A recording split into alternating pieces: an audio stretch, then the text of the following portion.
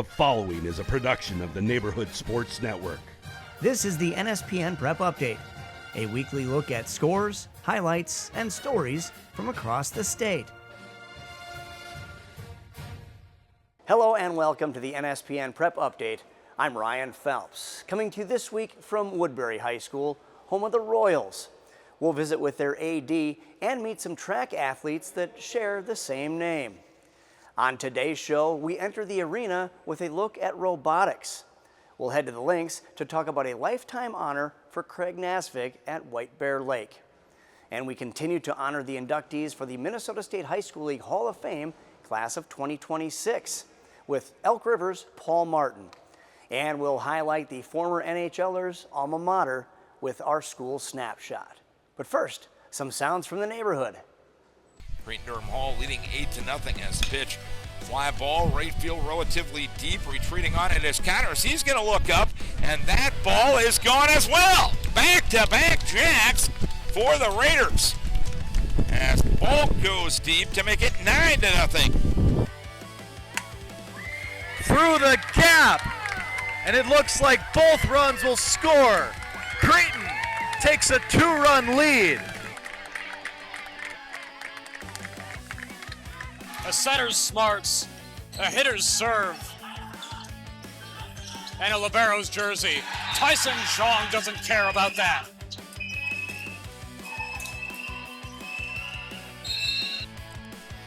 Look at this, right back the other way. Matty Larson goes coast to coast, and that didn't take long. In fact, that was 11 seconds is all that goal took.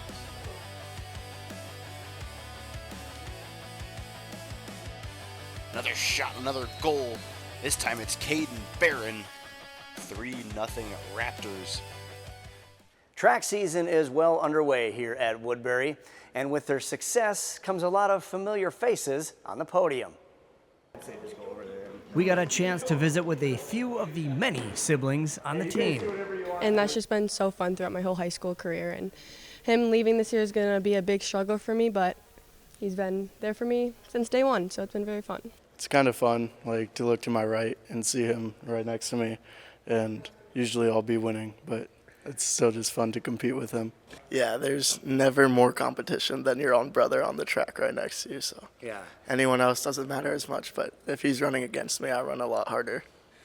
Shoot, I actually have to, guide someone, oh, shoot, oh, yeah, Jeremiah, we got practice, or, something like that. It's just, it's a crazy experience, but it's great. It's like some really talented individual that I have to fill his shoes because he's my older brother, and everyone's like, oh, you're related to Chris? I'm like, yeah. Like, oh, yeah, you got to be the best at what you're doing. I'm like, okay. So that really pushes me to be my best because I'm trying to be at the same level as my brother or even better someday. It's pretty great. I mean, we get along pretty well. We have our moments, but it's kind of fun just to joke around and whatnot. And he runs by and then kind of make a funny remark or something, so it's kind of fun. She's just my motivator. If I'm oh, I don't really feel like doing this, she'll be just come on and do it, and I'll just do it. So yeah, she gives me more motivation to honestly do better. But at meets, we're always together all the time. If she's doing the 200, but she left her spikes all the way over there, I'll run to go get it for her. I'll get her anything, yeah. If we're oh, let's go get a Gatorade over at the snacks. Yeah, we'll go get it together, yeah. To the Diamonds and some of this week's highlights. Baseball, Irondale versus Woodbury. Bottom of the third inning, and Woodbury with a comfortable lead. Eli Larson at the plate lifts a sacrifice fly to left field. That will score Matthew Markfort. Woodbury scores 9 runs in the third inning on their way to a 13-1 5-inning win over Irondale. St. Louis Park versus New Prague. Trojans load the bases in the home half of the first, and after a double play looked like it would be all for naught, Bennett Garrity would single to center to score Carter Schmoll to salvage the inning. To the 7th, tie score, bases loaded for New Prague, and the Trojans would win on a wild pitch. Braden Packett scores 6-5 New Prague in a wild ending. Some softball, Bloomington Jefferson versus Benilde St. Margaret's. The Jaguars, runners-up in Class 4A, have been rolling again this year. Up by 1, Clarissa Clifford at the plate with a hot shot to short, stopped by Mae Brining, who gets the out, trying to keep the Red Knights in this one. But Grace Rawlick struck out 17 and gave up just 2 hits as the Jaguars stay perfect 4-0 with a 12-0 shutout of BSM. Woodbury versus Park, top of the 6th inning. Park slugger Elena Adames with a solo home run to expand the Park lead to 9-3. This one is all wrapped up, right? Not so fast. Woodbury loads the bases in the 7th. Ellie Benisek represents the tying run. Ava Youngquist gets Benisek to fly out to right field to secure the 10-6 win for Park. Students across the state are gearing up for the robotics state tournament, which gets underway next month. We stopped by Becker High School, where they're looking to defend back-to-back state titles. Andrea Mayu takes us inside an afternoon of practice to see what this program is all about.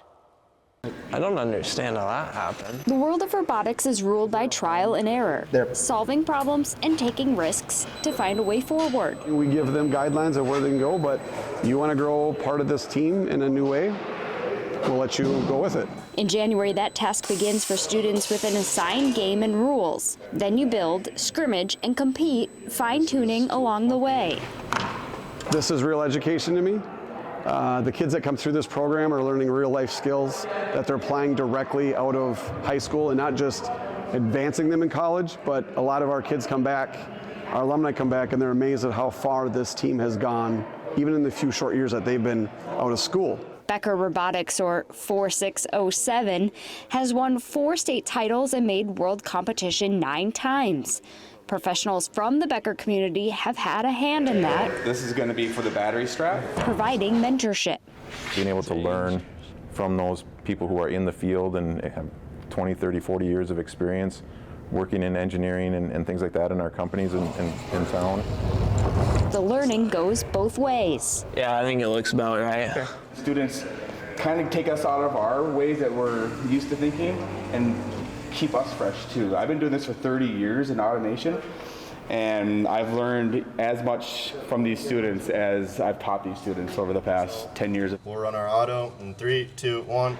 Robotics can be a time commitment. Just the design phase took 750 hours last season. It's an all-hands-on-deck effort that goes beyond the build. The way this team operates, it's really like a company. When you look, we have our departments, so we have our business, we have our PR, our robot, our design, our electrical. So we have all those facets, and then without everyone working together, none of that works. So if we didn't have business working on our sponsor newsletters, we wouldn't have the money that we need to build the robot. Students not only pitch to local businesses for sponsorships, but spend the day at the Capitol in St. Paul, one year securing a $3 million STEM-related grant. In 2022, the Becker community backed robotics with a referendum to help build this. It's called the BRIC, Becker Robotics Innovation Center, believed to be the first of its kind in the state, that will host 7 different events, dozens of teams, and is the home of the Central Minnesota Robotics Hub, a collaboration of 18 local programs. During the build season, we have hub meetings where it's just kind of like a knowledge share of like, this is what we worked on this week, this is what we found was useful, like answer any questions that anyone has. My team adopted the motto, innovation cannot happen in isolation, and that has been a push for us for years.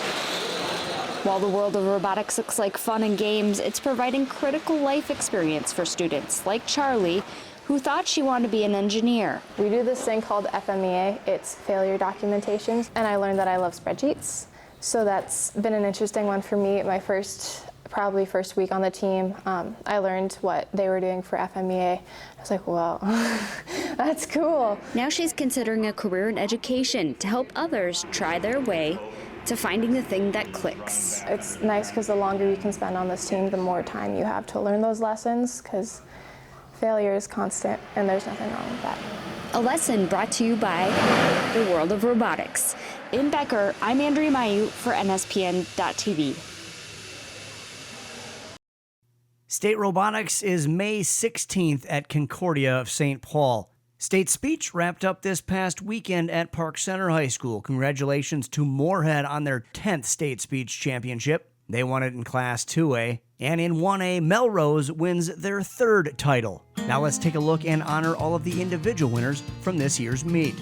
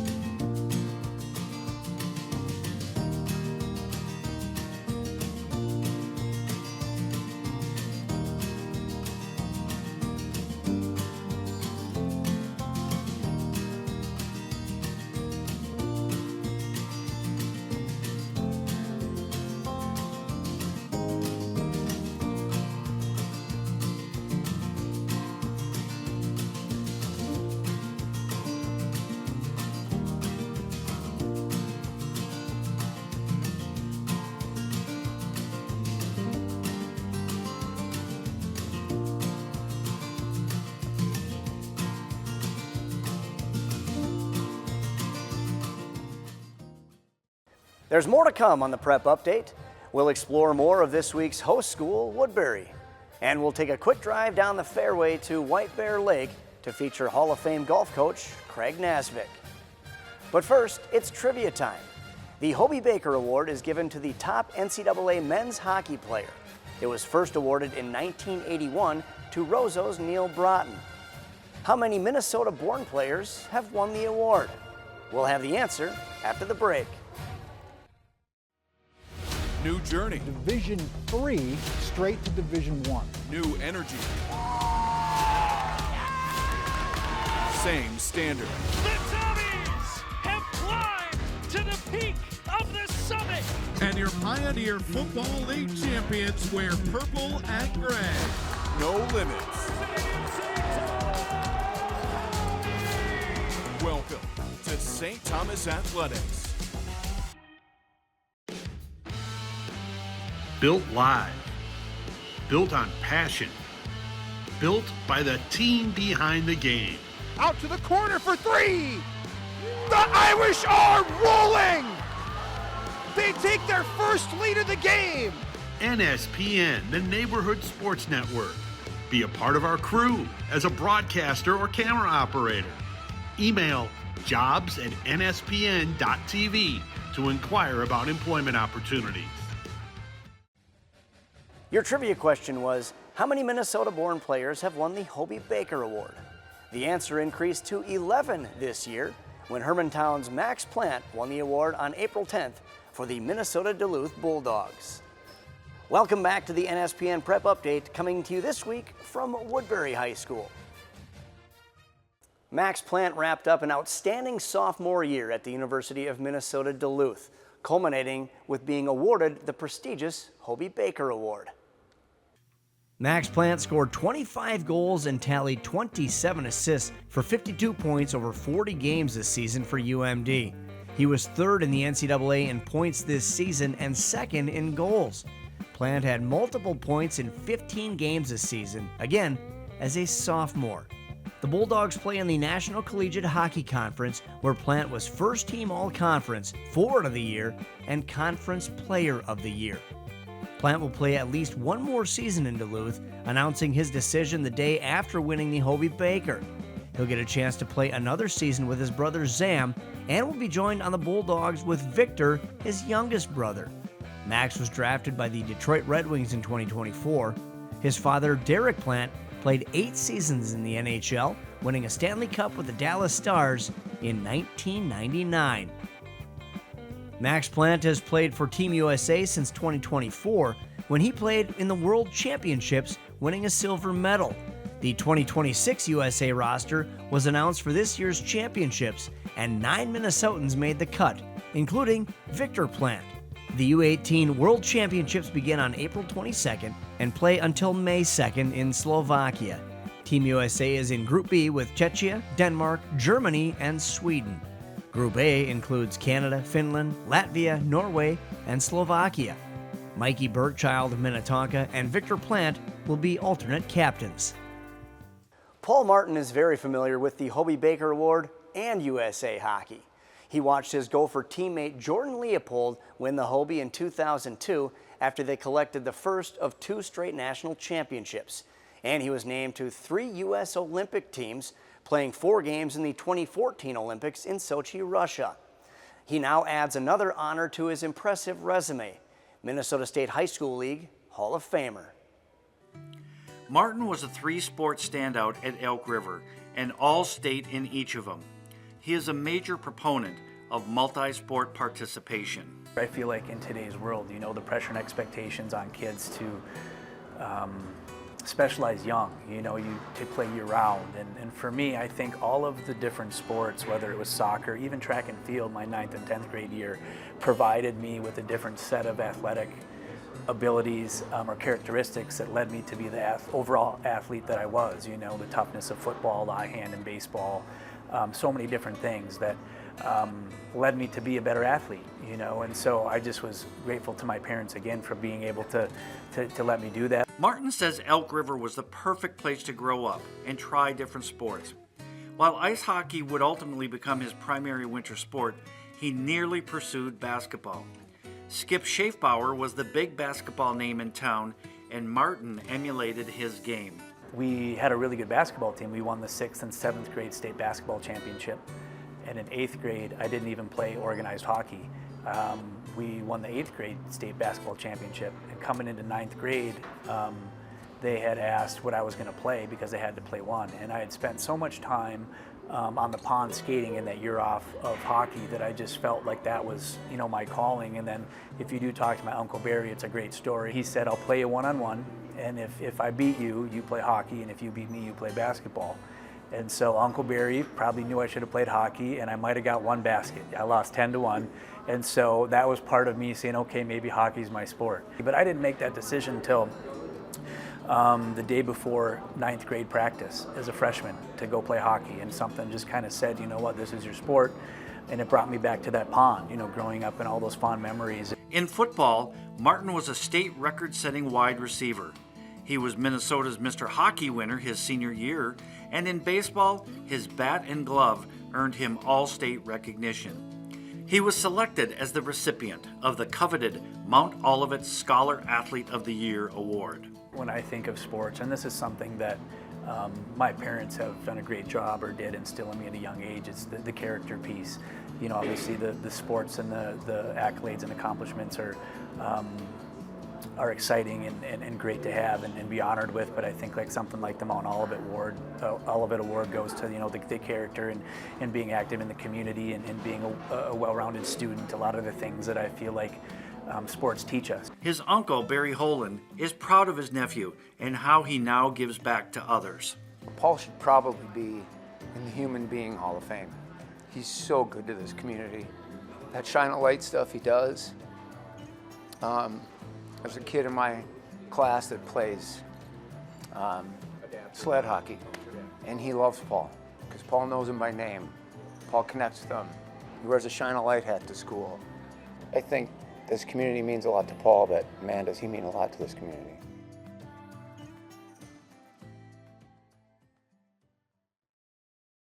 Joined now by Woodbury Activities Director Jodi Loeblein-Lecker. Thanks for having us. Thank you for coming today. Yeah, I had to fight through the construction. You guys got a lot going on here now. We do have a lot of construction taking place. Lots of new changes for Woodbury High School. We're a 1975 building, and we will have an upgraded cafeteria, media center, several classrooms, including science, family and consumer science, some general classrooms, and some nice new meeting areas. So we're really excited for some of the changes. We'll also get new varsity locker rooms, and so that's nice. exciting. Yeah, that's very cool. Speaking of varsity locker rooms, we're in the kind of the middle of the spring season. It's such a weird season, weather, and it's short. We got state tournaments, right around the corner. Talk about some of the highlights so far this spring. Well, first off, we've been able to play some games, so that's good. Today's a rain and lightning day, so we've canceled some of them. But in general, you know, Woodbury sports are strong. They're solid. Everybody's competing and doing well. Our girls and boys golf team have hit the links and hanging in with our top conference teams and leading in areas there. Our boys and girls track team, we have very large numbers, over 100 for both boys and girls, and they are looking to meet certain state cut times and return to doing great at conference sections and the state meet. When we look at our baseball and softball teams, they have both been successful early on, and we have extremely tough softball and baseball conference schedule here, so it's really competitive and gets us prepared for our sections. And then we take a look at boys and girls lacrosse. They started their season most recently, I think March 30th, so they are starting to go here in their first full week of Suburban East Conference competition. And then the last one being boys tennis, and we've got a bunch of younger players that are filling in some gaps of what was a really experienced team last year, and they are being competitive, so that's great. Part of the job of the activities director is, well, it's activities. There's more than just sports. So we get to hear from one of your theater participants as well. But talk about some of the other fine arts things that go on here at Woodbury. Sure. This upcoming weekend, we have prom, but we also have the state speech competition taking place. Woodbury's sending 3 individuals, 2 as a duo, Cora Kuhl and Henry Olson. They'll be participating in duo interpretation. And then we also have Lucas Dong, who will be in extemporaneous speaking. Lucas is also a national qualifier, and we've had a tremendous speech program over the past number of years here at Woodbury High School, so it's been really successful. Our robotics team just participated in some of their last competitions, and our ultimate frisbee and hot shots, which is our clay target team, just started up as well. So lots of fun activities and different items for our students to get involved with. And not only is it the sports end of things, but there's many of the different clubs. It might be an affinity group. In May, we'll celebrate Asian History Month, and so we'll have our Asian Heritage Night, and we do that throughout the year, honoring and respecting other groups. Yeah, very good. Well, Jodi Loeblein-Lecker, Activities Director here at Woodbury. Very busy. We'll let you get back at it. Thanks so much. Thanks for coming. Yeah, thanks for having us. More highlights from games here on NSPN.TV. Boys lacrosse, Chisago Lakes versus Hill Murray. The Wildcats had a 4-3 lead at one point, but Hill Murray can score in bunches. Actually, Jake Godbout can score in bunches. This was his 7th goal of the game, and the Pioneers lead 13-6. Cooper Yagi can score too. This beautiful wraparound goal was his 4th of the contest, as the Pioneers earn a 17-8 win over Chisago Lakes. Waconia versus New Prague. We see a lot of goals in lacrosse, but goalkeeping is just as important. Elijah Olson with a great stop on Henry Stockinger's screen shot, one of 9 saves he'd have in the match. Riley Krochuk has had a good year so far, scoring what would be the game winner. 3 goals in the game, 11 on the season for Krochuk, as the Trojans win 6-3 to even their record at 2-2. Girls lacrosse. Eastridge versus Gentry Academy. At TCO Sports Garden, the Raptors scored early and often. Maddie Larson had to wait a second for the whistle on a free possession, but she finds the back of the net for a 3-0 lead. Later, Cami Shabaka working hard to get in the scorebook. Raptors win this one 12-2 over Gentry Academy to go over 500 at 3-2 on the year. Chaska versus Benilde St. Margaret's. A high-scoring affair on the Red Knight turf. Near the end of the third, down by 1, a free chance for Hannah Larson. And though initially ruled no goal, officials discuss and give Larson the equalizer, her 4th of the game. That would be a turning point as the Red Knights go on a roll. Piper Nyberg would get the eventual game winner on this goal, and it also earned her a hat trick in the game. BSM goes on to win 13-10, their 2nd win of the season. Coming up, a Southern Minnesota football coach gets a Legacy Award. And we learn more about a Northern Metro school in our School Snapshot. That and more after the break. There's a new destination for all things Minnesota high school sports. It's called Strib Varsity. It's from the Minnesota Star Tribune, so you know it's trusted. With a deep bench to cover all of Minnesota. We've rebuilt and relaunched our MM Prep hubs and added more sports, stories, streams, stats, scores, schedules. We have it all at Strib Varsity. Subscribe today at startribune.com/stribvarsity. Welcome back to the NSPN Prep Update, coming to you this week from Woodbury High School. Less than 15 miles from here is White Bear Lake High School. There you'll find Craig Nasvik, who has over 30 years of experience as a wrestling and golf coach. However, even though he was recently inducted into the Minnesota Golf Coaches Association Hall of Fame, he's more proud of the impact he's made on the lives of his athletes and other students at White Bear Lake. Justin Barrientos has more. There you go. White Bear Lake High School golf coach Craig Nasvik has spent a lifetime around athletics, since 1988 for golf, and though he's never sought accolades, there's no shortage of people who would like to honor him. Rick Reinerson is the executive director of the Coaches Association, and he goes, Naz, I know how you are. He goes, but at some point you just gotta be recognized by your peers. It's very humbling just to be in the conversation of a national coach. Nasvik has been nominated for National Golf Coach of the Year along with 7 other coaches from around the country. And while that won't be announced until June, one honor we do know is that in September of 2025, Nasvik was inducted into the Minnesota High School Golf Coaches Association Hall of Fame. I was overwhelmed. This is the reason I coach. The accolades that come along with it are great, but to me, this is the reason I coach, is the relationships and the influence that I can have on these young men. He lives and breathes White Bear Lake. He is synonymous with White Bear Lake.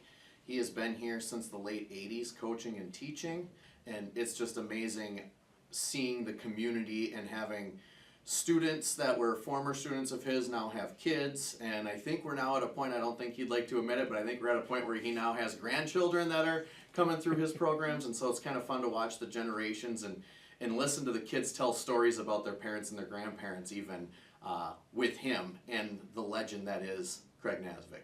Things change in sports over the years, but some things, like a firm base in the sport you're participating in, are always needed. I am a stickler as far as technique. We work on mechanics of the swing and the techniques involved and course management in order to be able to navigate a golf course without too much trouble. And a good coach can spot issues easily. The result of the hit will tell you what is happening in the swing. And it usually is just very simple timing or mechanics of the swing that might be just a little bit off, but it impacts it tremendously because that ball's at rest and you're hitting it with a moving object like that. So anything out of the swing plane is going to affect it. So when you hit it square, you know, and you can see it. And that's what I want them to do over and over and over. It's all about the kids. That's what Nasvik says about his career and shows to the school even in retirement from teaching. He's here often. He pops into our office on a regular basis, and he's out in the halls and he's out in our cafeteria during lunches and connecting with kids, and so it's still there. He still has that direct connection with kids, and even kids that he doesn't coach directly are coming up and talking to him because they know him, and he's built relationships with them over the years. And with a sport like golf, the opportunity for Nasvik to keep imparting his wisdom goes on and on. As long as I'm able to. I mean, I have no plans of being done, but you never know. I mean, I know my wife would like me to be done. Just the passion and the energy of still doing it, and as soon as that's gone, which I hopefully will not be, it'll be as long as I'm able to be around. I'm Justin Barrientos, NSPN.TV. Carl Frechty of Caledonia was presented with the John Gallardi Legacy Award, honoring the top coaches in Minnesota football history. The award is given by the Minnesota chapter of the National Football Foundation. Frechty has been Caledonia's coach for 25 years with a 206-46 record and 6 state championships. Caledonia also had a 71-game winning streak from 2015 through 21. Even with all his success, the award was a surprise. Honestly, I was stunned. I mean, to be mentioned, and and again, it's our program. It's it takes all of us. I really want to emphasize that, right? It just has my name on it. I went to his clinics. He was different. You're playing before World War II. You do World War II, and you come back and you have these really mind-blowing ideas, and he was just something else. So yeah, it's just extremely humbling. We're very proud of him. He's, like you said, we're pretty close. Our families are close. We grew up coaching each other's kids, and so it's kind of been It's been a family type of thing.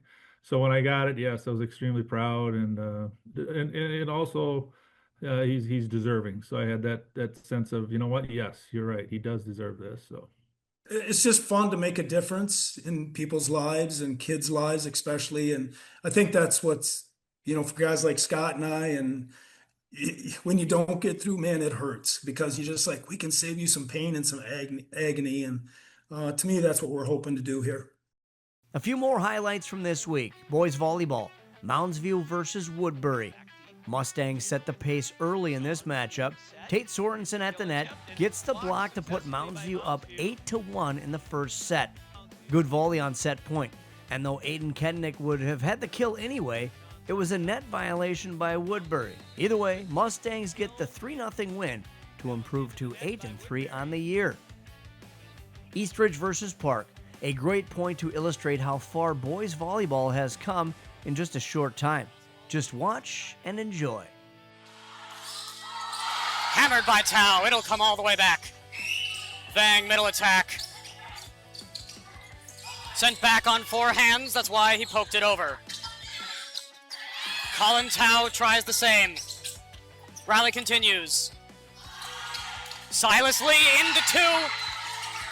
Somehow the whistle has not blown. Park's bench is incensed. Traps it at the net. Tyson Jong makes the most of it. Vang to Lee. Comes all the way back. Vang again. Lee once more. Can that one be saved? Free ball coming. What a dig by Alex Vang. Sent over by Colin Tao. Lucas Vang sends it back to the Wolfpack. Silas Lee. Free ball back to Eastridge. What is happening? More Vangsu, no. Dug up into the night by the libero Song. Swung on and dug out. Tyson Jong, Lucas Song, Brevin Vang, Silas Lee. Hardwood is found. Number 9, Lucas Vang of Eastridge finally wins the point, and the Raptors would win 3-2. Watch the entire match on demand with your NSPN subscription. We've talked a lot about sports that have wrapped up their competitions for the year, but there's still plenty of action to stream on NSPN. We start on Tuesday with some great lacrosse matchups. For the boys, Irondale versus Eastridge. Watch for the Raptors' Caden Barron, an Air Force commit. For the girls, Two Rivers taking on Hill Murray. Mac Murphy, she'll play in college at Towson. And then on Wednesday, 3 great games. In baseball, White Bear Lake versus Moundsview, and Moundsview the number 1 team in the state according to Strib Varsity. In softball, it's number 2 Forest Lake versus Moundsview Irondale. And in boys volleyball, 2 teams with just 1 loss each. St. Paul, Washington battles Eastridge.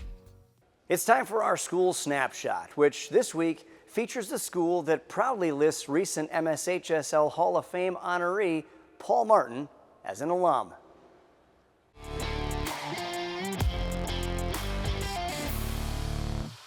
Elk River is considered a suburb, but don't tell them that. They are a small town to the core.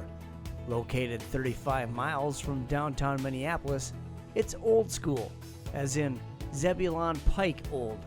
He named the river in 1805. Maybe it started there, the saying, "It's always good to be an elk." They're a AAA school, and students do well in academics, athletics, and arts. Strong in business, DECA, and AVID. They strive to be the best versions of themselves. Principal Michael Zeman. Our mission at Elk River High School is to educate, inspire, and empower our community to be the best versions of ourselves for today and tomorrow. And our vision is to provide experiences which create happy, confident, prepared, and productive people. We have a great school with really dedicated teachers and just really fantastic, hardworking kids. The tradition and the passion, all of it, carries over into sports. One of the great things about Elk River is the traditions and the history of this community. They show out for our sporting events. We have senior citizens who've been to so many different athletic events, and they're proud to be there. And the centerpiece of Elk River is the school, is Elk River High School, and the community backs us. That's it for this episode of the NSPN Prep Update. Special thanks to Jodi Loeblein-Lecker and the rest of the staff here at Woodbury for hosting us.